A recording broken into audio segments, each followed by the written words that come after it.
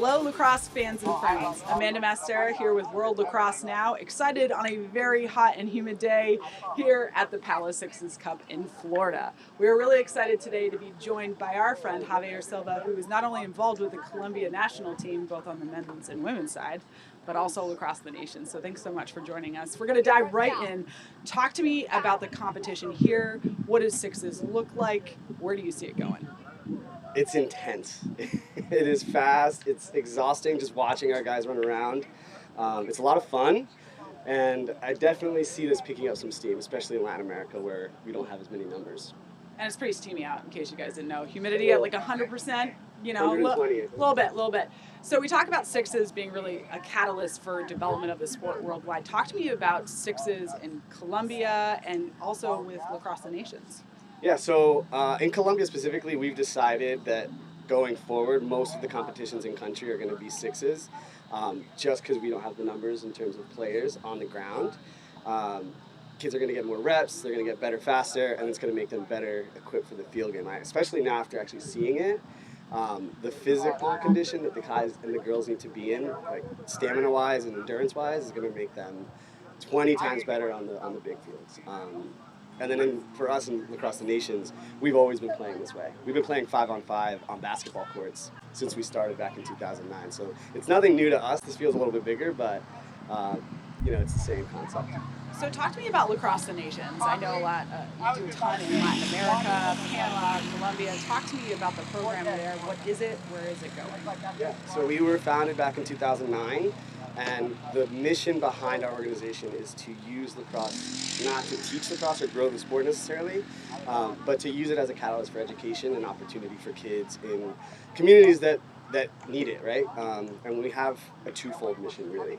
Specifically in Latin America, it's to give kids something to do outside of school, to give them the access to school supplies, academic support, just opportunities to succeed on and off the field. And then for the U.S. lacrosse community, the opportunity to travel, to learn about philanthropy, and to experience a new culture through the one common thing that we have, which is lacrosse. So you talk about new opportunities. Let's say I'm somewhere in the U.S. or even Central or Latin America for that matter, and I want to become involved with Lacrosse the Nations. How do I do that?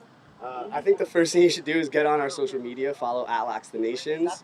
Our website has forms that you can fill out if you want to volunteer for a week, if you want to volunteer for a month, 3 months, a year, whatever it is you want to do, any kind of time that you want to volunteer, just go to our website, lacrossethenations.org, fill out the form, and we'll get back to you. But I think, even if you want to just DM us on Instagram, our social media team is killing it, so they're really quick to respond.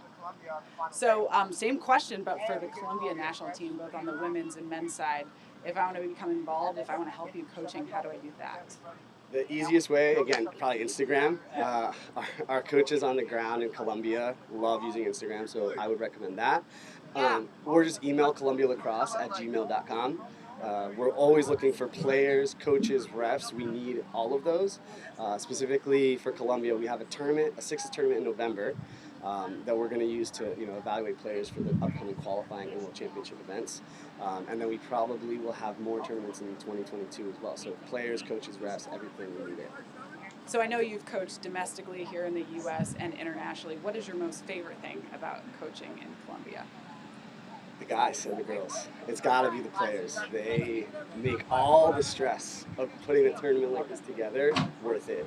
We've been planning with Paula for 6-7 months now, feels like 2 years, getting COVID testing and passports and all those things.